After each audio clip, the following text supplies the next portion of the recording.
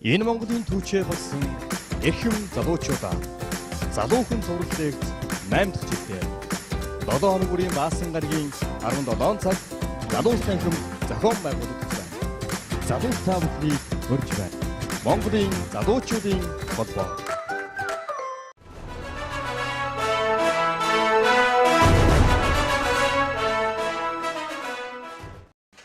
За ингээд эхний та бүхэнд лекцийг танилцуулах нь бол манай гэр бүлийн суулгаа боловсролын үндэсний өрөөлөгийн захирал доктор Монголын залуучуудын холбооны байнгын мөрөгч оюутан байна. За оюутан байна.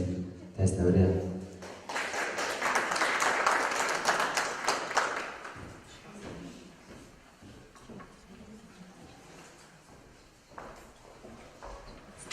За сайн байна уу? Сайн намжиж байна уу? Яг гомтог нахагаас жинхэнэ нөгөө намрын сайхан шаргал нарийнсэн юм байна. Манай Улаанбаатарт ч өвөл болсон ш. Тэгээд өвөл болсон болохоор энд бас адилхан өвөл болсон байна нах гэж одоо ирсэн ч одоо сайхан намраа тэгээд бас Монголын нэг сайхан өдрийг та бүхэнтэй хамт өнгөрүүлэх болсон маш их баяртай. Бүгдээрээ би энэ талархал илэрхийлээд нэг алга хэлж байна.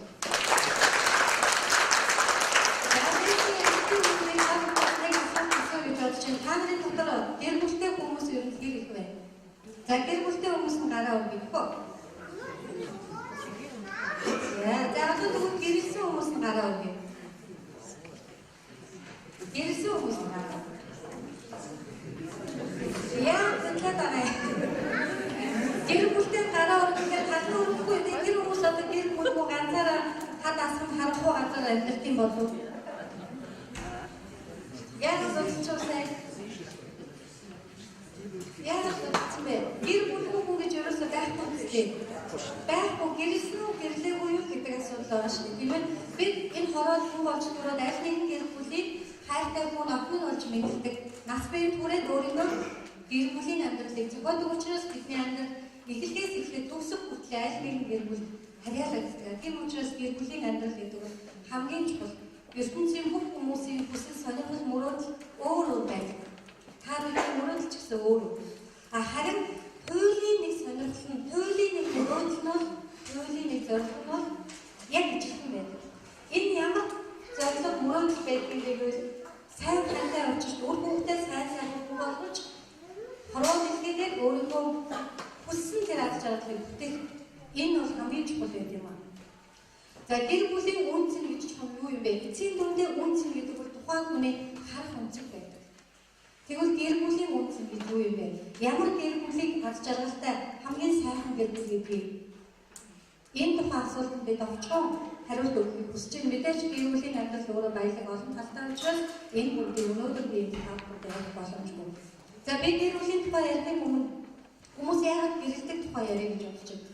Хүмүүс бидэнд жам ёсны болон жам ёсны бас маш олон хэрэгцээнүүд байдаг. Тэдгээрийн дотроос зайлшгүй одоо биелүүлэхээс өөр аргагүй хэрэгцээнүүд байдаг. Энэ бол бид унахгүйгээр 72 цагаас илүү удаан байж чаддаггүй юм байна. За хоол идэхгүйгээр бид бас амьд явж чадахгүй.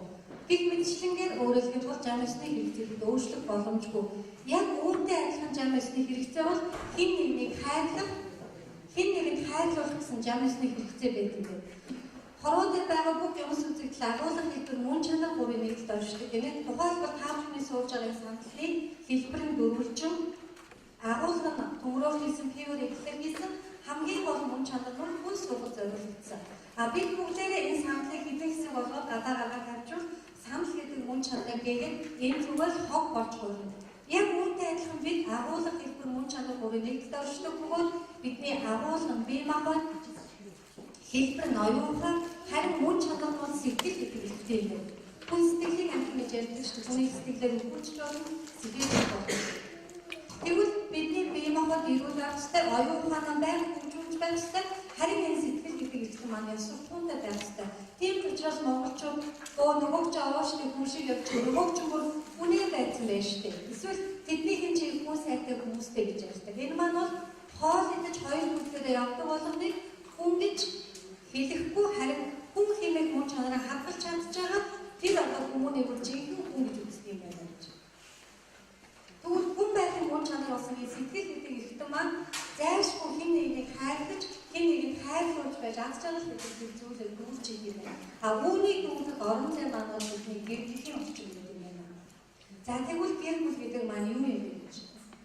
Монгол улсын төрөөс гэр бүлийн талаар баримтлах бодлогын баримтчиг гэр бүл гэдэг бол хүний хөгжлийн анхдагч орчин, нийгмийн үндсэндээ соёл яс уламжлал, өглөгдөж шинжлэгдэж байдаг бичил ясны үн тахуй юмар гэж заасан байдаг. Эндээс гэр бүлийн амьдралын 3 гол хүн чанарыг ойлгох ёстой. Нэгдүгээр нь ерөөсөө хүний хүмүүс төлөвшил, нийгэмшил, соёл яс уламжлал, заагааш, дадлаг туршилгээд энэ бүх зүйлийг 70-80% төрлөх гэр бүлийн орчиндөө бүрдэж бий болгох юм байна. Тийм учраас монголчууд уран барилгатаа удмыг нь хараа гэж хэлдэг. Хүн ахны бүхэн дээр дагуулдаг хамгийн түрүүнд хэний хүүхэд вэ гэж асуудаг нь тухайн хүн хэний гэрт өсөж толирсон бэ гэдэг хамгийн чухал гэдэг мөн чанарын хадгалагдчих байдаг юм. За дээрэс нь гэр бүл гэдэг бол нийгмийн үндсэн нэгж гэж байна. Монгол улс 3 сая гаруй хүн амтай. За гэтэл энэ хүмүүс маань 754 мянган өрг гэр бүлд хуваагддаг. Энэ 754 мянган өргийн амьдрал тэгш сайхан байвал Монголын нийгмийн амьдрал сайхан байх гэдэг. Тийм учраас гэр бүлийн дээр төр ус оршиж юм байна. Монголчууд биеэсээ гэрээсээ төрөөсөө гэдэг маань бол ерөөсөө энэ Монголын нүүр царай, Монголын нийгэм тийм үү? Бидний өнөөдрийн энэ байгаа байдал маань бидний өрг гэрийн амьдралтай шууд холбоотой байна. За гуравдугаар нь бол бид өөрийнхөө гэр бүлийн амьдралыг зөвхөн бидний хувийн одоо тий орон зай дээр ойлгодог. Гэтэл яг үүндээ Монгол нэг айл өрхийн гэрт Монгол улсын тусгаар тогтмол оршдог. Яагаад гэвэл хэл, соёл, ёс заншил гурваараа дэлхийн улс үндэстнүүд хоорондоо ялгагдаж байдаг. Харин энэ гурван улс төр тэр үндэстэн мөгдөг. Тийм учраас бид гэр бүлтэй, үр хүүхэдтэй, үр хоолчтой өөрийнхөө үндэсний хэл, соёл, ёс заншил уламжлалыг өвлүүлэн хадгалж байх ёстой энэ орчин юм байна. Монголчууд бид 3 үеийн дэлхийн амьдралаараа дэлхийн бусад үндэстнүүдээс ялгардаг шүү. Яагаад гэвэл өвгдээцийнхаа нэрийг, үр хоолчийнхаа нэрийг бодож өнөөдрийн амьдралаа цэгнээрээ бид бол агуу арддаг юм. За ингээд аваад үзвэл бидний гэр бүл гэдэг үйл их чухал юм байна. За тэгвэл гэр бүлийн амьдралыг авч явахад бидэнд ямар бэрхшээл тулгардаг юм бэ гэж. Тэгвэл аз жаргалтай гэр бүлийг яаж бий болгох вэ? Мэдээж би түрүүнээс үнцэн гэдэг бол харах үнцгүй шалтгаалдаг гэж.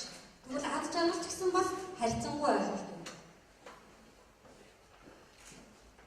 Гэр бүлийн гишүүд нь бие биенээсээ өсөн хүлээсэн зүйлдээ сэтгэл хангалуун, харилцан бие биенийгээ хайрладаг, ойлгодог, хүндэлдэг, халуун дулаан уур амьсгалтай, амар тайван гэр бүлийг аз жаргалтай гэр бүл гэж хэлдэг. Энэ тодорхойлолт маш их байна. Би дахиад хэлье. Гэр бүлийн гишүүд нь бие биенээсээ өсөн хүлээж байдаг тэр зүйлдээ сэтгэл хангалуун, харилцан бие биенийгээ хайрладаг, дээрээс нь ойлгодог, хүндэлдэг, халуун дулаан уур амьсгалтай амар тайван гэр бүлийг л аз жаргалтай гэр бүл гэж. Хүн болгон аз жаргалтай байхыг хүсдэг. Гэхдээ яг түүнийг яаж бий болгох юм бэ гэдэг арга зам суралцаж чадаагүй л бидний алдаа байна. Аз жаргалтай байхыг хүссэн хүн болгон аз жаргалтай байх боломжтой. Өөрөөр хэлбэл тэр гэр бүлийн амьдралыг яаж авч явах вэ? Өнөөдрийн маргаашийн нөгөөдрийн амьдралаа ямар утга учиртай, ямар дурсамжтайгаар яаж өнгөрөх вэ гэдэг яг үүндээ бидний гэрт байна. Тийм учраас бид энэ тухай суралцах хэрэгтэй байна. Тэгэхээр гэр бүлийн сэтгэл зүйн судлаачид аз жаргалтай гэр бүлийг бүтээхэд 3 зүйл хамгийн чухал гэж тооцоолсон байна. Нэгдүгээрт нь бол ерөөсөө хайр гэдэг зүйл. Монголчууд бол хайр дотроо хаднаа гэж ярьдаг тийм үү? За тэгвэл энэ тодорхойлолт маань нэг талаас өнөөдөр орчин үеийн одоо сэтгэл судлалын шинжилгээ ухааны зарим нэг онолуудтай зөрчилддөг. За юу гэж үздэг вэ гэхээр ерөөсөө хайрлах хэрэгтэй гэж. Хайр гэдэг бол байгаагаар хүлээж авах сэтгэлийн агуу хүч байд юм байна. Хайр гэдэг бол хариу нэгтгэх зориулалт байд юм байна. Монголчууд ярьдаг шүү дээ. Миний нүдээр хандлагч байсан болоос гэж. Тэр чинь юу гэсэн үг юм бэ гэхээр хайр гэдэг бол ерөөсөө тэр хүнийг алдаатай ноноотой бүх зүйлийг сайн сайхнаар хүлээж авч байгаа тэр сэтгэлийн агуу хүч байна. Хайр гэдэг зүйл байхгүй болчих юм бол гэр бүлийн амьдрал аз жаргалгүй болдог. Яагаад гэвэл ерөөсөө хайр гэдэг зүйл маань бүх юмыг бигээтэй болгож, биgeэлэг болгож тэр хүнийг өөдрөг өнгөлөг аз жаргалтай болгож. Жишээлбэл одоо өөдрөг хүн цонхоор засаарч байгааг хараад ямар гоё юм бэ засаарч юм гэж боддог. Утран үзэлтэй ч юм уу эсвэл нөгөө амьдралд нь ямар нэгэн таагүй зүйл тохиолдсон эсвэл тэр хүний харах өнцөг нь өөрчлөгдсөн тохиолдолд яана засаарч юм гэж боддог. Өөрөөр хэлбэл газар тогтсон шалбаа бүсэн тэнгэрийн одыг олж хардаг хүн бол аз жаргалтай амьдрэх юм байна. Тэгэхээр хайр гэдэг зүйл ингэж хүний амьдралыг гэрэлтүүлдэг. Тэгвэл яаж бусдыг хайрлах юм бэ? Тэгэхээр хайрын 5 хил гэж байдаг. Сонсноо танаа. Сонсноо. За тэгэхээр хайрлах бас тодорхой арга зам хэрэгтэй юм. Маш олон хосууд анх гэр бүлийн амьдралыг зохиохдоо хоёулаа хоёр хүүхэдтэй болоод 20 жилийн дараа салсан шүү хөвөлдөлгүй. Үгүйтэй. Насан туршдаа хамтдаа амьдралаа гэж хэлдэг юм байна. Магадгүй зарим тохиолдолд энэ асуудал болдог. Тэгэхээр нэгдүгээр нь хайртай хүмүүстэй хайртай гэдгээ үг хэлээр илэрхийлж чаддаг юм ээ. Бид нарт хайртай хүмүүс маш олон байна шүү дээ. Аав маань, ээж маань байгаа, хань ээжид үр хүүхэд ах ээж ажлын хамт олон найз нөхөд. Тэгвэл тэр хүмүүстэй хайртай шүү гэдэг үгийг заавал хэлж авах хэрэгтэй. Тэгээд таны хайртай гэж хэлсэн тэр үгийг цаад хүмүүс чинь сонсоод аз жаргалтай болж байх юм бол таны хайрын хамгийн гол мөн чанар тэр тийм ээ. Тийм учраас хайртай шүү гэж хэлж авах хэрэгтэй. Хоёрдугаар нь бол хайртай хүмүүсээ хайртай шүү гэж хэлээд тэрвэрж авах хэрэгтэй гэнэ. Тэрвэрлт яагаад чухал юм бэ гэдэг анхаарах тодорхойлсон байна. Ер нь хүн хэн нэгнийг хайрлах үед өөрөө дээд зэргийн сэтгэлийн хаашаа авах юм байна. Тэр үед энэ бор тархинд эндорфин гэдэг бодис ялгардаг гэнэ. Түүнийг анхаарах аз жаргалын гормон, аз жаргалын даавар гэж нэрлэдэг. За энэ дотор юм ч хүмүүс байгаа бол сайн мэдж байгаа. За аз жаргалын даавар бор тархинд хэвээ чинээ ялгарна. Тэр хэрээрээ тухайн хүний эд эсийн нүхэн төржих чадвар сайжирч, биений эсрэг үзэл нэмэгдэж, илүү залуу эрч хүчтэй юу гэдгийг тодорхой хэмжээний тэр нөгөө хөвшөлтийн процесс удаашрах тэр зүйлүүд явагддаг гэнэ. Тийм учраас байнга хүн аз жаргалын даавраа ялгаруулж авах хэрэгтэй. За тэр ямар үед хамгийн ялгардаг вэ гэдгийг эрдэмтэд тогтоосон хайртай хүнээ тэрвэр хайртай хүндээ тэрвэрүүлэх үед. Тэгэхээр та нар мэдээж нөгөө хошин шөвдөрч гэсэн гардаг яг нас цацуу мөртлөө нэг нь одоо залуухан тийм үү? Нөгөөг нь зөндөө хөвшөрцөө энэ маань нөгөө сэтгэл санаатай холбоотой буюу сэтгэл зүйтэй холбоотой байдаг. За гуравдугаар нь хайр хэрэглэлийн нэг хайртай бол хайртай хүндээ цаг гаргаж байна. Хэрвээ цаг гаргахгүй байгаа бол бид тэр хүн хайртай үгүй юу гэж асууж маань эргэлзээтэй. Тэгэхээр дөрөвдүгээр хэрвээ та хэн нэгэн хайртай юм бол ямар нэгэн зүйлийг зориулах ёстой, зориулалт гадах ёстой юм. Туслах ёстой, дэмжих ёстой. Ямар нэгэн байдлаар урамшуулах ёстой, бэлэг өгөх ёстой. Ерөөсөө тэр хүнийхээ төлөө зориулалт гаргах ёстой юм. Тавдугаарт нь хамгийн чухал зүйл юу вэ гэхээр хэрвээ та хэн нэгэн хайртай бол тэр хайртай хүнийхээ өмнө үүрэг хариуцлага хүлээх гэж байна. Гэр бүл юун дээр оршин тогтмол юм бэ? Эцсийн дүндээ үүрэг хариуцлага дээр оршин. Мэдээж гэр бүлийг үүсгэхэд хайрлаж дурлаж чаддаг байх хангалттай. Харин авч үлдэхийн тулд эсэж нэгжил өөрөө өшөөд сурах хэрэгтэй гэсэн үг байдаг шүү дээ. За энэ бол хамгийн чухал. За хоёрдугаарт нь аз жаргалтай гэр бүлийг бий болгоход өөрчлөлт хамгийн чухал юм. Өөрчлөж чаддаг хүмүүс хамгийн удаан амьдардаг. Хин нэгэнд гомдоод явах гэдэг маань өөрийгөө сахроод явахын нэр байдаг юм. Өнгөрсөн цаг хугацаанд амьдардаг хүн ерөөсөө өөдрөг байх гэж байдаг. Тэгэхээр маш олон хосууд өнгөрсөн цаг хугацаанд амьдардаг гэнэ. Тэгэхээр тэр өнгөрсөн цаг хугацааг өөрчилж болохгүйгээс хойш өнгөрсөн цаг хугацаанд амьдрах гэдэг маань ирээдүйн амьдралыг нь магадгүй таагүй болгох төсвөр нь болж байна. Тэгэхээр асуудлыг мартахыг шийдсэн бол уучлахыг шийдсэн л бол яг тэр зүйлийг тэр цаг хугацаанд орхиж суух нь бол хамгийн чухал юм. Маш олон хүмүүсийн гаргадаг арга нь юу байдаг вэ гэхээр тухайн хүмүүсийн асуудлыг өөрчлөлт гिचингүүтээ хэсэг хугацааны дараа эргээд нөгөө асуудлаа яаж авах вэ? Сэргээгээд ярьдаг. Тэгээд тухайн зүйлийг дахин бодоод байдаг. Энэ маань бол хамгийн том алдаа юм. Та нар сургуульч төгсөлийн нөгөө илжигний тухай үлгэрийг мэднэ гэжтэй. Мэдгүй. Аав хоёр нөгөө илжиг унаа явж байсан. Хүмүүс хараад энэ хоёр өргөл сэтгэлгүй илжиг хоёулаа унаад явлаа гэдэг. Тэгэнгүүт аав нь дугаад бүүн унаа яваад бүүн яаж яхан муутай юм бэ тий аавыгаа явуулаад байна. Тэгэнгүүт аав нь унаад хүүгээ явуулахад ганц хүүгээ энэ болоо тий нохоо шиг дагуулсан явж байна. Тэгэнгүүт хоёулаа элжигнээсээ буугаад явахад энэ хоёр тэмнийг хараад элжиг байсаар явж явж байна. Тэгээ энэ маань юу хэлэх гээд байгаа юм гэхээр ерөөсөө хүн аливаа зүйлийг байгаагаар хүлээж авах сэтгэл зүйн тийм одоо бэлтгэл байхгүй бол тухайн хүний сэтгэл бүх юм яг таалагддаг. Тэгэхээр маш олон хосуудын хувьд гаргадаг алдаа нь юу гэхээр яг ийм алдаа. Тэгэхээр өөрчилж чадахгүй байдаг маань бол үүнтэй холбоотой. Ингэх ёстой байсан ингээггүй гэж өөрөөр тухайн асуудлыг шийдэх дараатай холбоотой байдаг юм байна. Тэгэхээр ихэнх хосуудын хувьд өөрчлөлтөөр гаргадаг 3 алдаа байна. Нэгдүгээр нь юу гэхээр гэрлэлтээс гэрлэлтийн бодит үнэн хоёрын зөрүүнээс үүдсэн алдаа одоо байна. Гэрлэлтээс хитрхи бидний их зүйлийг хүлэе гэж байна. Хитрхи их зүйлийг хүлээх тусам илүү их нөгөө яг гомдол сэтгэл ханамжгүй байдал бий болно. Тийм учраас хань нэшлээ байгаагаар нь хүлээж ав. Хажууд чинь байгаагүй энэ шийдвэр биш учраас өөрөө чинь хүссэн болгоныг биелүүлэх албагүй. Тэгэхээр маш олон хүмүүс чи ажлаа тараад гэртээ орж ирэхдээ намайг 3 удаа үсэх хэрэгтэй байсан. Тэгээд чи тэгээгүй. За дараа нь тэр хүний байгаагаар нь хүлээж авдаггүй. Яадаг вэ гэхээр яг өөрийнхөө байлгах гэж өөрийнхөө одоо засах гэж оролцдог нь бас нэг одоо гомдол үүсгэх алдаа. Гуравдугаар нь бол нөгөө гэрэлсний дараа 3 төрлийн хүмүүсийн хоорондын харилцаа нь тодорхой одоо зохистой харилцаа үүсгэж чадаагүйгээс үүддэг харилцаа байдаг.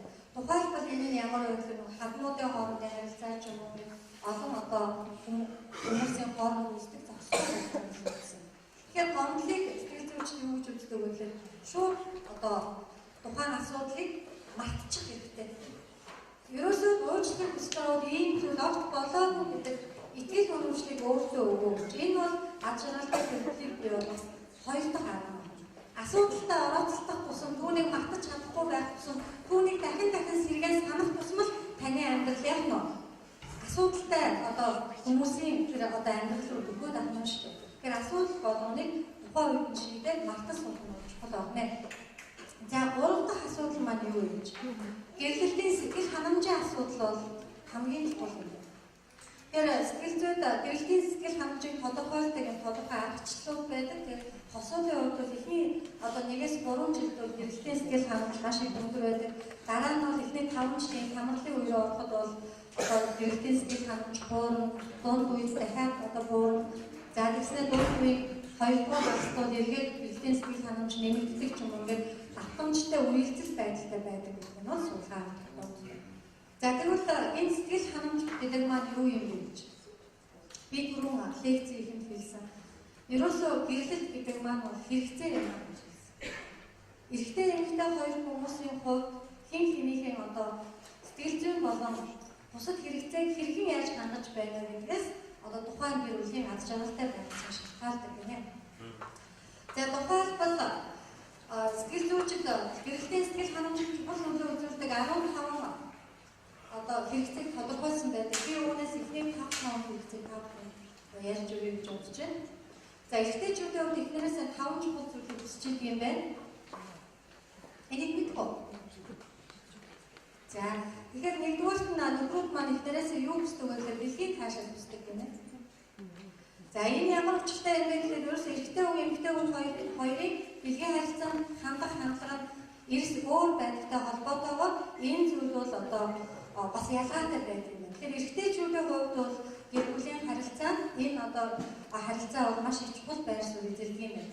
За тухайлбал эрэгтэйчүүдийн хувьд юу гэх сэтгэл санааг хамарсан ч юм уу, ядарсан ч юм уу ингээд асуудалтай байгаасаа үл хамааран тухайн зүйлийг хүсэж байгаа бол эмэгтэйчүүдийн хувьд гомдсон, ядарсан тэгээ ямар нэгэн зүйл сэтгэл санааг хамарсан, зориулсан үедээ тухайн зүйлийг огт хүсдэггүй юм байна.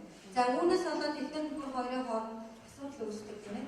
За дээрээс нь 30 нас хүртэл 35 нас хүртэл эрэгтэйчүүдийн бэлгийн хурал маш их өндөр байдаг бол 35 нас хүртэл эмэгтэйчүүдийн бэлгийн хурал маш их сул байдаг. Харин 35 наснаас эрэгтэйчүүдийг айжмаар багасгах эмэгтэйчүүдийн идэвхжижээдэг гэнэ. Энийгээрээ нөгөө эрс зөрүүтэй байгаас болоод гэр бүлийн хоорондын харилцаанд бас асуудал үүсдэг гэнэ. За би энэ номын хэлбэрт орсон чинь эрэгтэйчүүд сексээс өөр юу боддог вэ гэдэг ийм зузаан ном байсан байхгүй. Тэгээд сонирхоод аваад үзсэн чинь бүх хуудас нэгээ цав цагаан тэгээд би хэвлээ алдаа болцсон байгаад буцаагаад тавиад дахиад одоо нэгийг авсан чинь бүгдээрээ хуудсан цагаан байсан байхгүй. Тэгээд хөвч боддоггүй гэсэн үг юм байна. Тэгээд орчуулсан нэгийг бичсэн. Тэгээд энэ маань зүгээр юу ч боддоггүй гэсэн юм шиг боловч мэдээж олон зүйлийг эдгээр маань бодож байгаа. Хамгийн гол нь чухал хэрэгцээ байдаг юм аа гэдэг эмэгтэйчүүдэд ойлгуулахын тулд бүтээгдсэн ном юм байна гэж ойлгосон. Тэгэхээр эмэгтэйчүүд маань энэ хэрэгцээг маш сайн одоо мэддэг байх хэрэгтэй юм байна. За эмэгтэйчүүдийн хоёр дахь хэрэгцээ нь үнэлүүлэх хэрэгцээ байдаг тийм ээ. Эрэгтэй хүний хувьд одоо эхнэртэй үнэлүүлнэ гэдэг бол хамгийн чухал зүйл байдаг юм байна. Эрэгтэй хүний байгааг нь хүлээж авч хайрлаж хүндлэх тусам илүү өөртөө итгэлтэй болж илүү хүчрхэг болж идэг юм байна. Харин эрэгтэй хүнийг үгүйсгэх тусам, үл тоох тусам, үл хүндлэх тусам тэд өөрийгөө үнэлж алдчихдаг юм. Өнөөдөр Монголын маш их асуудал болж яригдж байгаа зүйл маань юу вэ? Эрэгтэйчүүд архинд ороод байна, эрэгтэйчүүд болохгүй гэж маш их яригдаад байна. Тэгэхээр энэ маань өөрийгөө бусдад хэрэгтэй гэдгийг мэдэрч чаддаг болохоор эргэн өөрийгөө үнэлж алдаад өөрийгөө хинж биш гэдэг тийм одоо байр суурь дээр бол авч тавьдаг байна. Монголчууд ярьдаг шүү дээ. Ер нь бол эрэгтэй хүнийг одоо үнэлэх асуудал бол монголчуудын одоо стандарт бол маш их одоо өргөн хүрээ дээр сууж өгсөн байдаг. Цаанаа бол нарийн одоо тийм шинжлэх ухааны үндэстэй зүйл байдаг юм байна. За тийм үнэлүүлэх хэрэгцээ байна. За гурав дахь эхнэрээс хүсдэг хэрэгцээ нь бол сайхан эхнэр байдаг юм. За сайхан эхнэр гэдэг маань юу гэсэн үг вэ? Эрэгтэй хүний харах хэрэгтэн, үнэрлэх хэрэгтэн илүү өгсөн байдаг. Эмэгтэй хүний сонсох хэрэгтэн, амтлах хэрэгтэн илүү өгсөн байдаг гэнэ. Тэгээ эрэгтэйчүүд маань нөгөө орон зай баримжаа сайтай. Тэгээ залыг дээрээс нөгөө сонсох хэрэгтэн эмэгтэйчүүдээс арай бага өгсөн байдаг учраас зургатныхаа дууг нөгөө байнг чангадаг. Тэгээд нөгөө гэрт хаадаг 3 маргаан тутмын нэг нь зургатны дуунаас ордог гэдэг судалгаа хийсэн байдаг шүү дээ. Эмэгтэйчүүд нөгөө анхлах хэрэгтэн илүү өгсөн учраас чихэр шоколад дуртай эмэгтэйчүүд дургу байдаг. Тэгээд нөгөө тархины үйл ажиллагаа чи ялгаатай ажилладаг шүү дээ. Бид нар биологийн хичээлээр үздэг. Эрэгтэй хүн бол одоо сэтгэн бодохдоо тархины одоо баруун 100 тал хөндлөлийг ээлжиж ажилладаг бол эмэгтэй хүн хоёулаа зэрэг ажиллах чадвартай байдгаараа нөгөө нэгэн зэрэг олон зүйл дээр эмэгтэй хүн анхаарлаа төвлөрүүлж чаддаг байдаг. Тэгэхээр энэ ялгаатай байдлаас болоод яг ийм зүйл нь харагддаг юм. Тэгэхээр юу гэсэн үг вэ гэхээр сайхан эхнэр гэдэг маань эхнэрээ байнга гоё байгаасаа гэж хүсдэг байна. За гэтэл манай эмэгтэйчүүд маань яадаг вэ гэхээр болзоонд явж ирсэн цаг хугацаагаа аз жаргалын төлөв зам гэж ойлгоод гэрэлснийхээ дараагаар бол за одоо зорилго биелсэн юм чинь ингээд өөртөө анхаарал болчдөг гинэ. Тэгээ гэрээсээ анхаараа одоо нэг гоё үг болоо гараа явчихдаг. Гэртээ байхаараа нөгөө аривч хамгач эмэгтэй болох бол хамгийн одоо муу хугацаа өгсөд ингээд өөртөө анхаарахгүй байдаг нь хамгийн том алдаа байдаг. Тэгэхээр эмэгтэйчүүдээ өөртөө байнга гоё байгаасаа гэж хүсдэг. За эрэгтэйчүүдийн дөрөвдөг хэрэгцээ нь бол хараат тус байх гэсэн хэрэгцээ юм. Энэ юу гэсэн үг вэ гэвэл ерөөсөө байглаасаа ирэх үстэнд давуу байдлаа мэдэрч явах гэсэн хараат тус байхыг хүсдэг инстинкт нь байдаг юм байна. Гэтэл нөгөө эрэгтэй хүнийг хэд ингээд хараат байлгаад ч юм уу өнөөр нь ороод асуудлыг шийдэх өөрөөс нь асуудал одоо ямар нэгэн зүйлийг асуухгүйгээр өнөөр нь орж шийдвэр гаргаад байхад нөгөө эрэгтэй хүний хувьд бол нөгөө бие даасан байдал нь алдагдаад байгаа юм шиг, хүний ихэнд ороод байгаа юм шиг ийм нөгөө мэдрэмж төрж одоо тодорхой хэмжээгээр эсэргүүцэл илэрхийлж эхэлдэг юм байна. Тиймээс эмэгтэйчүүд маань нөгөө нөхрөө хэтэрхийг хараад байлгаад байгаа юм шиг тэмцэтгэл бүрүүлэхгүй байх нь чухал юм байна. Тэгээ олон одоо асуудад би зөвлөдөг. Сэтгэл нь надтай байгаа үгүй юу гэдгийг л анхаар. Түүнээс биш чи хаана явж хизээ хэлэх вэ гэж тэр одоо би энэ хаана яваад битээ гэж байнга одоо нөхрөө асууж шалгаад битээ хэлж тэр чинь эргээд нөгөө эсрэг дарамтнд байгаа юм шиг тэр сэтгэлийг төрүүлээд эсрэг тэмүүлэлийг бий болгох юм аа. Хэрвээ сэтгэл нь өөр дээр надтай байгаа гэж тэгж байгаа бол тэр тухай хаана яваад бус хамааж байгаа гэж зөвлөдөг. Тэгэхээр энэ бол их чухал зүйл байдаг юм. За тавдугаарт нь эхнээсээ юу хүсдэг вэ гэхээр эрэгтэйчүүд маань ураг төлөвлөгөөнийг маань хүлээн зөвшөөрөөсөө байгаагаар нь хүлээж аваасаа хүндэтгээсэй гэж хүсдэг юм. Тэгээ эрэгтэй эмэгтэй хоёр хүний хооронд 1000 ялгаа байдаг юм. Түүний 10% бие хэвлэлийн ялгаа байдаг бол үлдсэн одоо 90% сэтгэл санаа оюун ухааны ялгаа байдаг юм байна л да. Тэгэхээр эмэгтэйчүүдийн хувьд магадгүй нөхөр нь тэр одоо аав ээж уран төрлөөс нэг ойлгодог, хүндэлдэг, тэгээ хайрладаг байхаас бүл хамаараа тэр амьдралынхаа төлөө өөрийгөө зориулж чаддаг бол эрэгтэй хүний хувьд өөрийг нь хайрладаг хүмүүсийг хэр зэрэг хүлээж авч хүлээн зөвшөөрдөг вэ гэдэг бол бидний хайрлах хэсэг тухайн асуудалтай бол маш чухал байр суурь эзэлдэг болохыг сэтгэл зүйчид олж тогтоосон гэдэг юм. За тэгээ эрэгтэй хүний эхнэрээс өвсдөг энэ 5 хэрэгцээ хэр зэрэг хангагдаж байгаагаас шалтгаалаад тэр бэлгэлтийн сэтгэл ханамж ямар байхаа гэдэг шалтгаалдаг.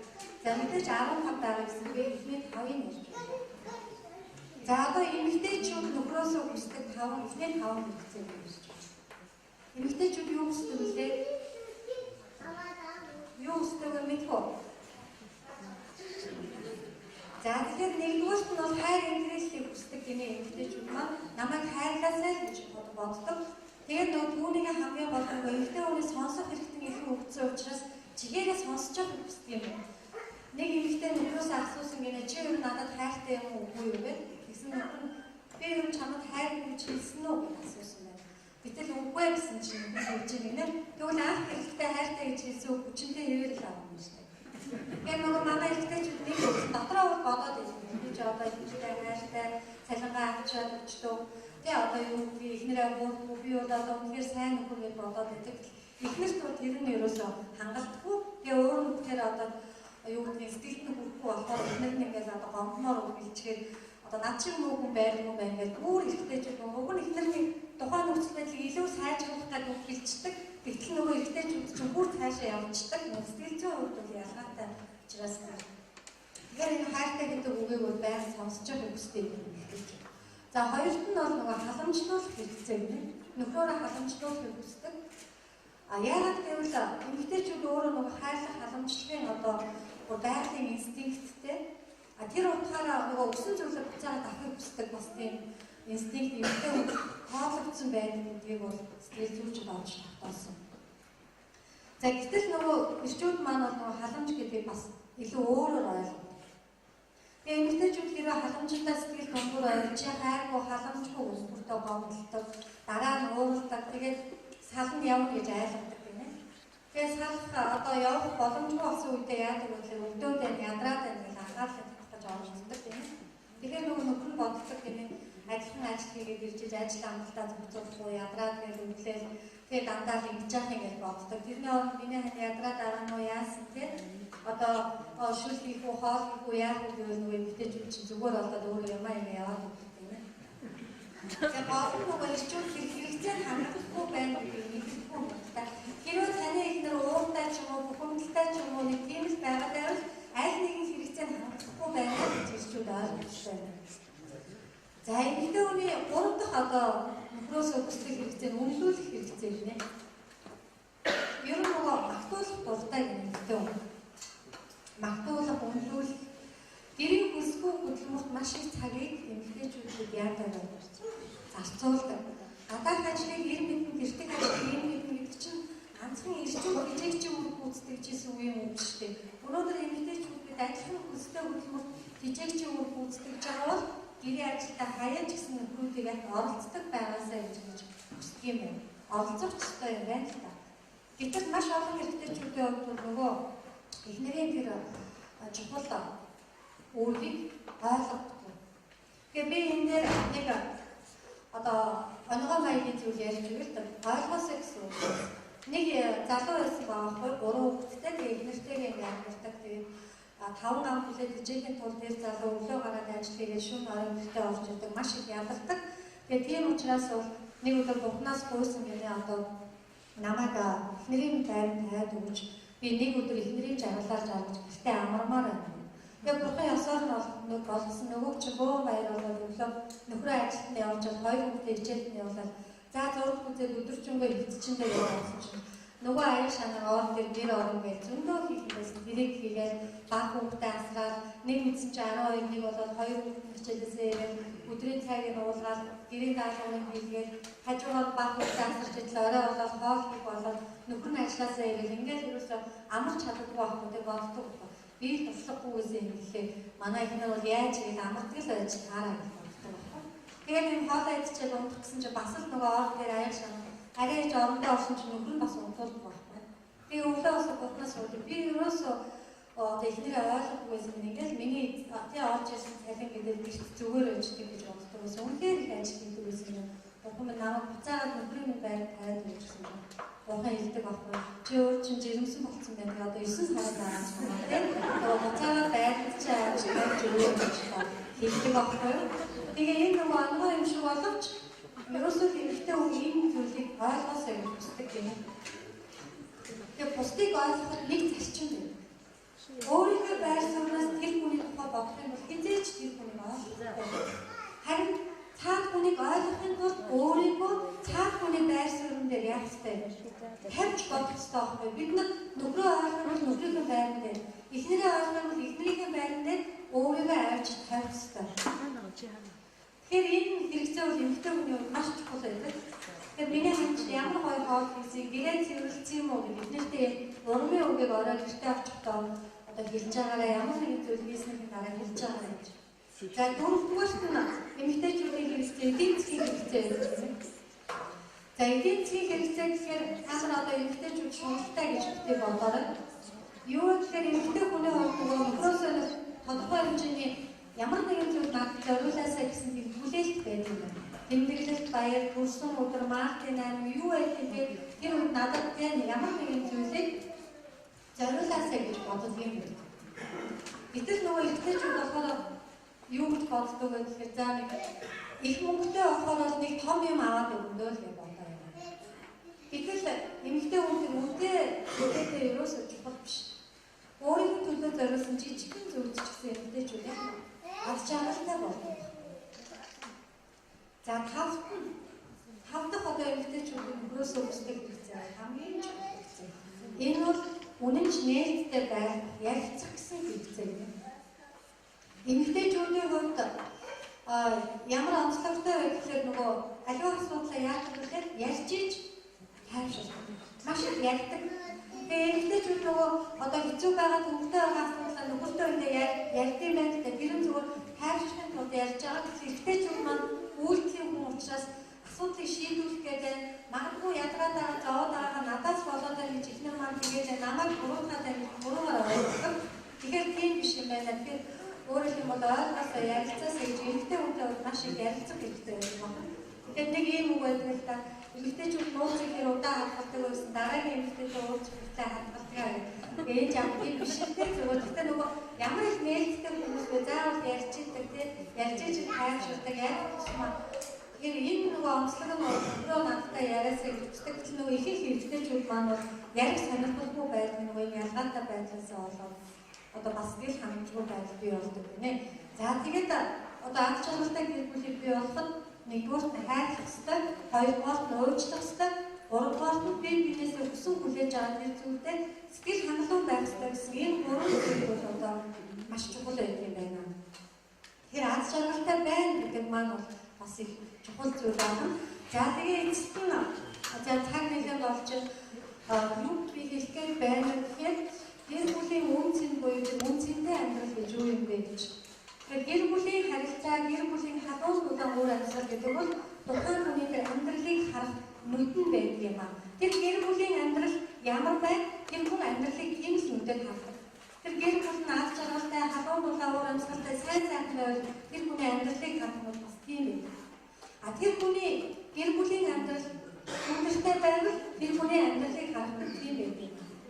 Энэ учраас өөрийнхөө аз жаргалыг өөрсдөө хүлээж бас өөрийнхөө амьдралыг өөрсдөө гараад битгий аз жаргалгүй болгооч гэдэг энэ зүйлийг хүмүүс хэлэх хүсдэг. За яагаад ингэж хэлж байгаа вэ гэвэл судалгаагаар 5 гэр бүлийн 2 төвчлийн харилцаа байгаа. Нийт гэр бүлийн 58% зөрчил маргаантай. За тэгээд гэр бүл салалт сүүлийн үед маш их нэмэгдэж байгаа гэдэг өнөөдөр манай Монгол гэр бүлийн амьдралд бол маш их олон сөрөг асуудал байгаа учраас энэ гэр бүлийн боловсрол гэдэг энэ зүйлийг бид бас ярих хэрэгтэй болж байгаа. За гэр бүл маань ч гэсэн энэ зүйлдээ бас илүү санаачлагтай байж өөрийнхөө амьдралд хэрэгтэй мэдээллийг ирж хайдаг, тэг уншдаг, тэг олж авдаг ийм байгаасаа гэж тойргүй их хүсэж байна. За дараагийн нэг зүйл нь юу гэхээр ерөөсөө бидний гэр бүлийн амьдрал ямар байна вэ гэдэг нь бидний үр хүүхэд ирээдүйд ямар хүн болох вэ гэдэг хамгийн чухал нөлөө үзүүлэх юм а. Энэ тухайд хоёрхан зүйл хэлээгүй лекцээ дуусгая гэж бодож байна. За тухайлбал Аадлын одоо айц төгшүүрээ онол гэж байна. Энэ юу вэ гэхээр гаднасны хүүхдийн хөгжил төлөвшил гэдэг бол тухайн хүний одоо тэр насанд хүрсэн хойно ямар хүн болох вэ гэдэг оюун ухаан сэтгэл зүй хандлага үйлчлэлийн суурь шинжлэх төлөвшчихэд үгүй байдаг. Ялангуяа 0-6 насны хүүхдийн оюун ухааны хөгжлийн суурь үндсэн зарчмууд нь төлөвшөж бий болдог ийм байна. Монголчууд бол 0-6 наснд нь хаан бит өргөмжил, 6-аас 11 наснд нь биедээ сүүлэг мэд дагуул, 11-ээс 15 наснд нь одоо биеийн даалга, 16 наснаас нь хойш найз нөхөд мэд харьцаж гэж хүүхдийн нас бие сэтгэл зүйн онцлогийг нь одоо хүмүүжил харилцаанд хангалттай үзэх ёстой гэдэг энэ хүмүүжлийн зарчмыг баримталдаг байсан. За тэгвэл энэ өнөөдөр бол 0-6 насны үед яаж чухал юм бэ гэдгээс бол маш их анхаарал татж байгаа. Юу гэхээр гэр бүлийн орчны таагүй харилцаанд байхаараа маш их айцтай төвшөөртэй байдаг юм байна. Хүүхэд ямар үед хамгийн аз жаргалтай байдаг вэ гэхээр аав ээж хоёр бие биенийгээ хайрлаж байгааг харах үед л хүүхэд аз жаргалтай байна. Харин тэд хоорондоо маргалдах юм уу зөрчил хүүхэд маш их төвшөөртэй байдалтай болдог байна. Тэр үед бор тархины гадна харин төвшөөрийн голом үүсдэг юм. Эсийн бөөгнөр үүсдэг юм. За ингээд туршилтаар бол энэ эсийн бөөгнөр хүүхэд тайвширсны дараа өөрөөсөн алга болдгоо ингээд бүдэгхэн байгаад байгаа юм байна. Тэгээд дараагийн удаа дахиад хүүхэд айцтай орчинд ороход тэр эсийн бөөгнөр дахиад идэвхждэг юм ингээд судалгаагаар тогтсон. Тэгээд энэ байдал нөгөө өөртөө ихтэй зориггүй, төвшингүй, манлайлах чадваргүй ч юм уу иймэрхүү одоо хүмүүс одоо байдаг нь бол яг энэ төвшөрөн боломжтой холбоотой юм байна гэдэг энэ судалгааг үндэсний судлалын шинжилгээ хийсэн байна. Тэгэхээр маш олон төвшөлтүүд, маш олон хүмүүсийн одоо насан туршид судалсан энэ судалгааны үр дүнгууд үүнийг баталсан байдаг учраас гэр бүлийн орчин амар амгалан тайван байна гэдэг хүүхдийн чинь хөгжил төлөвшөлт ямар ч бүр өөрөөр нөлөөлөө вэ гэдгийг анхаарах хэрэгтэй юм. За дараагийн нэг зүйл нь юу вэ гэхээр ерөөсөө өнөөдөр бол 21-р зуун мэдээллийн зуун, мэдлэгийн зуун болж хувирлаа. Хүний хөгжил гэдэг асуудал маш их чухлаар яригдж байна. Хүний хөгжил 3 зүйлүүд их чухлаар яригддаг болоо. Энэ нь мэдлэг, боловсрол, хоёрдугаар нь бол чадвар, гуравдугаар нь хандлага. Та нар сүүлийн үед яаж одоо сонсож байгаа хандлага гэдэг зүйл ямар чухал юм бэ гэж. Бид зөв хандлагыг хөгжүүлэхгүй юм бол одоо санаа оюун ухаанаа зөв байлгахгүй юм бол бидний үйлдэл бүх юм буруу. Тэгэхээр энэ хандлага буруу хөгжснөөс болоод маш олон зүйлээр монголчууд бид алдчихжээ. Тэгэхээр хандлагаа зөв хөгжүүлээ гэж. Энэ хандлагыг зөв хөгжүүлнэ гэдэг тухай ярих юм бол маш олон зүйл болчих учраас би энийг ингээд зөвсөөр ямар ч байсан хандлагаа зөв хөгжүүлэх хэрэгтэй байна. Тэгэхээр 1964 онд би энийг яриад дуусгав. 1964 онд Японы хэсэг эрдэмтэд үе олноор хүмүүс хэсэг үйлдвэрлэх асуудал ярьж байгаа. Бүгдээрээ нөгөө хотлон шинжтэй хэлийг бүрдсэн байна. Тэгээд хүмүүсийн ширээн дээр зөвхөн одоо усал байсан өөр юу ч байгаагүй. Гэтэл тэр уснаас одоо холдсон байдалтай байсан. Би усыг шинжилээд үзэхэд бол одоо усны химийн найрлага бол зүгээр байсан. Гэтэл өөр юу ч хэрэглээгүй хүмүүстэй тэр хүмүүс холдсон байсан. Гэтэл одоо физикийн шинжийн одоо шинжилээд үзвэл яасан бэ гэсэн юм нэг одоо санаачдаг нэг нь гаргасан байна. Тэгээд энэ санамсаргүй санаачдыг одоо батлахын тулд физикийн бүтцийг шинжилгээд үзсэн чинь усны нөгөө найрлага бол яасан. Өөрчлөгдсөн, молекулын бүтц нь өөрчлөгдсөн байсан. Өөрөөр хэлбэл би нөгөө цасан ширхгийг мэдэн шүү дээ. Гоё хэлбэр төстэй байдаг тийм. Цасан ширхэг маань усны молекул зарцгаараа цас хөлдгөөрөө мөс ордог нэг л бий. Гэтэл нөгөө молекулны бүтц нь хэлбэр төсөө алдаад одоо онцгүй тийм ямар ч тийм гоё нөгөө тас төсүүд нэг байхгүй болчихсон байсан байна. Ингээд ус мэдээлэл дамжуулах юм биш байгаа гэсэн таамаглалыг бол дэвшүүлээд нэг шилэн аянд ус хийгээд дандаа гоё сайхан хэлсэн баярлалаа хайртай шүү. Нөгөө нэг шилэн аянд ус хийгээд бол дандаа муу мухай одоо хүн муулсан тийм одоо хараал юм уу. Ингээд шинжилээд үзэхэд бол нөгөө гоё сайхан хүмүүсээс усны хим физикийн найрлага бол яг хэвээрээ харин нөгөө муу мухай үхэлсэн усны химийн найрлага өөрчлөгдөж өнгөрсөн байгаас гадна физикийн бүсэлд нь өөрчлөлт орсон байсан. За хүн төрлөختөн бол ингэж ус амьд мэдээлэл дамжуулдаг гэдэг нотсноос хойш өнөөдөр бол шинжилгээ ухаанд ангаах ухаанд энэ усаар дамжуулж одоо тийм эмчилгээ хийх энэ зүйл бол маш их эрчимтэй явагдаж байна. За манай Монгол улсын хувьд бол мөн усаар эмчилгээ хийх шүү дээ. Одоо бид бол нөгөө аршаан гэж ярьдаг тийм үү? Одоо яагаад наашаа гэж ярьдаг боловч энэ маань өсөлт өөрөнд найрхан дагуулсан. Тэгэхээр би юу ч хэлгээд байгаа вэ? Бүх юм шүтэлцээндээ учир шалтгаантай байдаг. Манай энэ дэлхийн маань 3-1 хуурай газар байдаг тийм үү? 3-2 ус байдаг. Тэгвэл бидний биеийг 3-2 ус байдаг. Тэгвэл жилээс төрсөн хүүхдийн биеийн 90% ус байдаг. 18 нас хүртэл хүүхдийн биеийн 80% ус байдаг. Харин насанд хүрсэн хүний биеийн 70% ус байдаг. Тэгэхээр би юу гэж хэлгээд байхад бид бол шилэн аяхтай ус юм аа. Бидний хандлага хэдий ч нэр зүг байна, үзэл санаа бодол маань хэдий ч нэр зүг байна. Бидний биендээ усны бүтэц найрлага одоо яг хэвийн төвшөндөө байдаг юм байна. А бид хэдий ч нэр муу бодно, муу ярина. Тэгээ одоо муу талаас нь харна. А тэр хэрээрээ бол бидний биендээ усны бүтэц өөрчлөгдөж тэр хэрээрээ бид ядардаг, суйрцдаг, өвддөг, хөдөлдөг, хөшөрдөг ингээд маш олон одоо эрсдэлтэй зүйлүүд орж ирэх юм байна. Өнөөдөр яагаад хүмүүс гялцгаад яваад оюун санаагаа одоо ариусгахаар тэр хорт авдаг гэх мэтийн тэр өвчин эдгээд байгаа мэй гэдэг асуудал маань ерөөсөө энэ биеийн усны бүтэцтэй холбоотой байдаг юм байна. Тийм учраас бид хамт юу гэж хэлгээд байна гэхээр догол санаагаа, оюун санаагаа хандлага ээлгээр өөртөө хөгжүүлцгээе мөн гэр бүлийн амьдралыг ч гэсэн үнцэнтэй байлгах. Та өөрөө үнцэнтэй байж чадвал таны гэр бүлийн амьдрал чинь ч гэсэн үнцэнтэй байх болно. Та өөрөө ад жаргалтай, дурсамжтай, сайхан хүчүүдийг бий болгох хүсэх юм бол таны гарт одоо бүрэн олонтой боломж нь байх шүү гэдэг энэ зүйлийг хэлхийг хүсэж байна. Тэгээд анхаарал сонсон баярлалаа. Би нөгөө цаг баг их мэдээлэл өгье гэж бодсон ч нөгөө нэг амьсгаараа ингээд айгуух хурдан ярьчих шиг боллоо. Уучлаарай. Намайг анхаарал сонсон баярлалаа. Чухал асуудлууд маань юу вэ гэж бодох шаардлага. Хамгийн чухал асуудал юу вэ? За бид нар шиг одоо нөгөө хамгийн завтай хүмүүс байх юм шиг бүгд завгүй гэдэг юм байна. Мэдээж одоо уурхаад ажиллаж байгаа хүмүүс маш мэдээж цаг хугацааны хувьд бид арай өөр байлаа гэж байгаа. Одоо системээр явж байгаа. А гэтэл бид нар яг нэг л их завгүй хүн гэдэг өөрийнхөө ихтлийг найзах төсөө өндөр болоход завтай байж байгаа. За нэг л их завгүй хүн байж байгаа. Нэг айл одоо ингээд гинт одоо ажил гарахад тэн дээр бас завтай байж байгаа.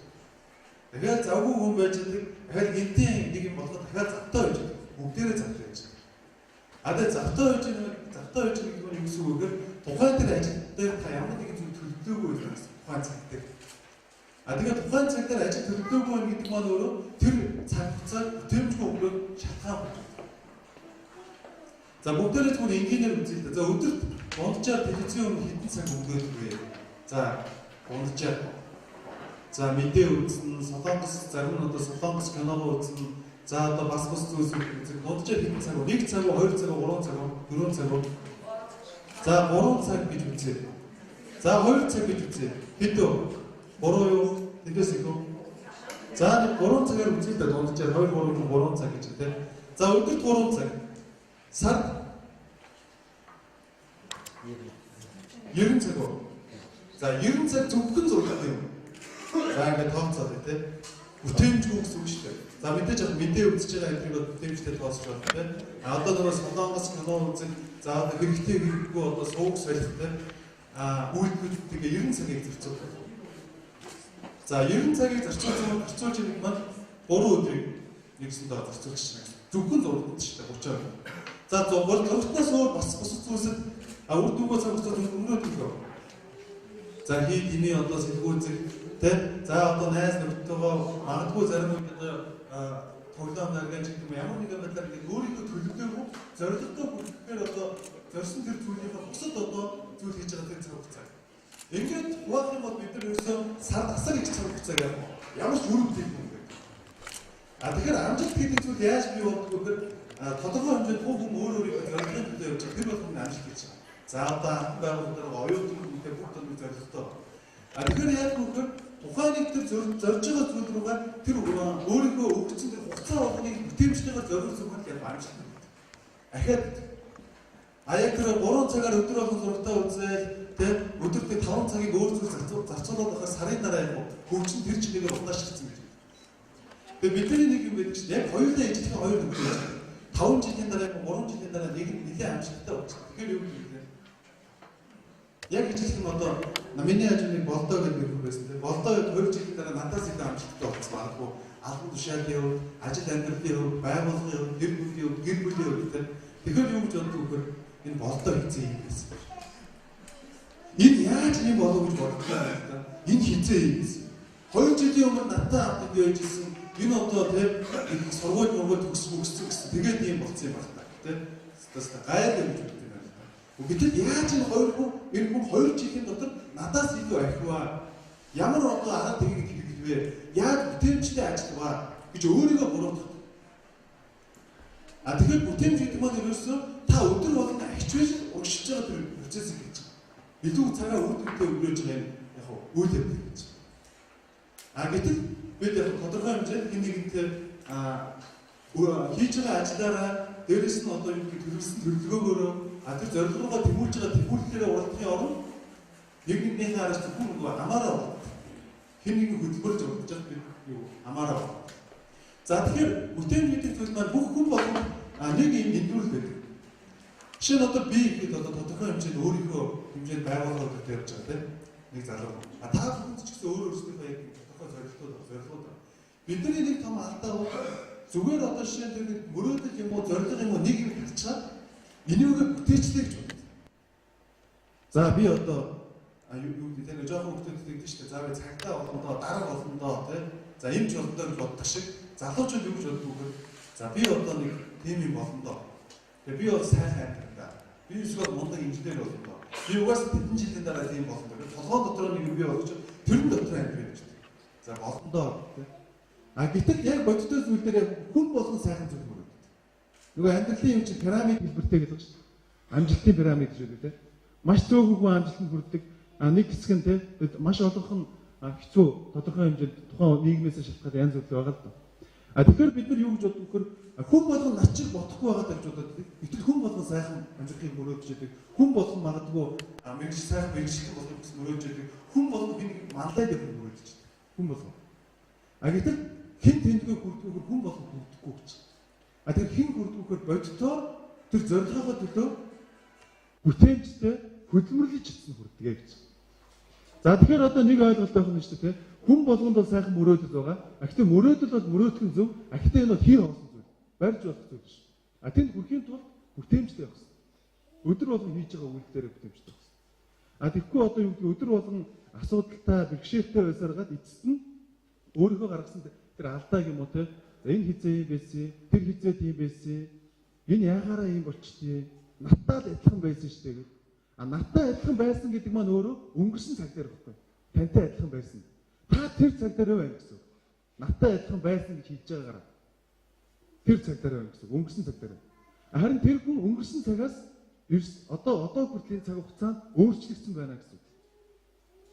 За тэгэхээр бүгдээрээ яг юу гэж ойлгох вэ? Яг өнөөдөр байгаа би маргааш хэн бодгоо гэдэг яг бүтээмжийг хэрхэн дэвшлэх вэ? Яаж өөрийнхөө нөгөө амьдралыг илүү одоо сайхан болгох уу гэдэг дээр бодиттой алхмуудыг хийж их хэрэгтэй гэж бодож байна.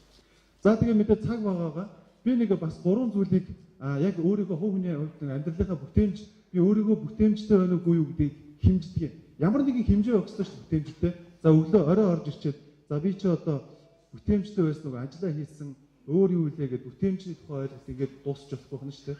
Хэмжих хэрэгтэй байна. Яаж хэмждэг вөхөр 3 зүйлээр хэмжиж болно гэж бодож байна. За хэдэн ч үеж болно. Гэтэ үндсэн 3 зүйл байд юм болов гэж би ойлгоод байна. Бүтээмж гэдэг нь өсөхийг хүсэж байгаа хүний өсөлтийг дэмжиж байгаа тэр процессыг гэж байна. За нэгдүгээрт нь за би ур чадвараа бөгөөд мэдлэг боловсруулалт дээшлүүлсэн гэж байна. Өнөөдөр би өөрийнхөө ажил мэргэжлийн хувьд ямар нэгэн зүйл байдлаар одоо шинэ зүйл сурсан нь. Би одоо зөвтгүүрийн деподор очиж лекц уншсан л да. Тэгээд зөвтгүүрийн деподор очиж лекц уншсан чинь нэлээ одоо сонирхолтой дарга нь яриа хийж ирсэн. Яг нэг 10 минутын өмнө би орж ирсэн суудсан. За тэн дээр юу гэж нөхөр за вагон бол одоо тэгш газар төгсөх ёстой тий. Хазгай газар төгсөж болохгүй. Яагаад гэвэл хөдөлгөөний өмнө нөгөө ил саят юм биш үү тий. Тэр илс нь хазгай газар одоо төгсөн тохиолдолд гадагшаа илсээ хаях магадaltaй гэх тий. Тэгэхээр заавал тэгш төгсөж илсээ хайдаг. За энэ нь одоо үрэлтийн хүч үүсгэж одоо хөдөлгөөний хүч болдог шиг юм уу. Огт мэдэхгүй байсан мэдээллийг яг тэндээс авч байгаа. Толгойн дотор. Хизээ нэгэн цагт магадгүй хэрэг болно. Тэгэхээр та өнөөдөр ямар нэгэн байдлаар мэдээлэл авч гин үү? Дээрээс нь мэрэгжлийн хувьд ахиж гин үү? Гэдэг өөрөө хамгийн том одоо шалгуур байх нэ бүтээмж тий. Эсвэл яг 10 жилд нэг юм яг хийгээд за энийгээ хийгээд болдгийн тэр бус юу ярьж байгаа нь хамаагүй тэр одоо энэ яаж ажлын бусад хүмүүс яаж ажиллаж байгаа нь хамаагүй ш. Надаас бусад тэр инженер магадгүй юу хийж ийн гэдэг тэр болгоноос суралцаж өөрийгөө дандаа ахиулж явах хэрэгтэй байна. За мэдлэг бол ур чадвар гэж байгаа. Эхний дэвшил. За хоёрдугаарт нь юу гэхээр мэдээж одоо бид бүхэн зах зээлийн нийгэмд амьдарч байгаа учраас юу вэ? Санхүү. За өнөөдөр би мэдээж одоо ажил төрөл хийж байгаа учраас бүх юм өөр өмлөгдөж байгаа. Тодорхой хэмжээнд өөрийнхөө санхүүд магадгүй энэ сард өөрийнхөө гэр бүл өөрийнхөө хувийн санхүүд ч гэмтэй санхүүгийн тодорхой хэмжээний эргэлт хийсэн үү гэдэг. Энэ хийгжвэл бас тодорхой хэмжээний та бүтээмжтэй өөрийнхөө одоо аж амьдралыг дэвшлүүлээд амьдарч байна гэж ойлгож байна. За гуравдугаар зүйл нь юу гэж хараад байгаа юм бэ гэхээр харилцаа, эерэг харилцаа. Та хэн нэгэнтэй харилцаа холбоо тогтоож олон хүмүүстэй эерэг харилцаа бий болгож чадчихна уу гэж. Энэ харилцаа холбоо гэдэг зүйл бол эргээд маш олон яг нь ажлыг урагшлуулах маш олон зүйлд одоо танд түлхэж болох ийм зүйл байдаг байна. Танилын нүур халуун гэж хэлдэг те. Яг түүнтэй адилхан бид нар харилцаа холбоог хийж явах хэрэгтэй. За энэ гурван зүйл бол бүтээмж дээр байдаг байна. За дээрэс нь өнөөдөр яг магадгүй та бүхэн бид нар нэг анги дотроо боддог шүү дээ 10 жил байхдаа оюутан байхдаа энэ нэг гавл шүү гэх те. Нэг ангийнхаа хүүхдийг тэгж ярьдаг байсан уу? Толгойтой шүү гэх те. За байгууллага дотроо те энэ өстө мундаг ажилтан шүү. Тэгж ярьдаг хүн байгаа шүү те. Энэ л мундаг шүү гэдэг те. Тэгсээр нэ өөрөө мундаг нь болж болдгоо те. Энэ л мундаг шүү гэдэг. Тэгээ ганц л хүнийг л мундаг гэж тэр л өстө мундаг. Манай байгууллагын одоо нэг уулзалт болонгуутлаг байгууллагад гэдэг чинь те. За манай тийм доржоод гараад өөр юм байх гэдэг те. Нөгөө хэд нь одоо юу гэдэг өөрийгөө дутуу үлдсэн гэдэг юм уу те. Зөвхөн нэг хүнийг одоо юу гэдэг төв болгоцсон.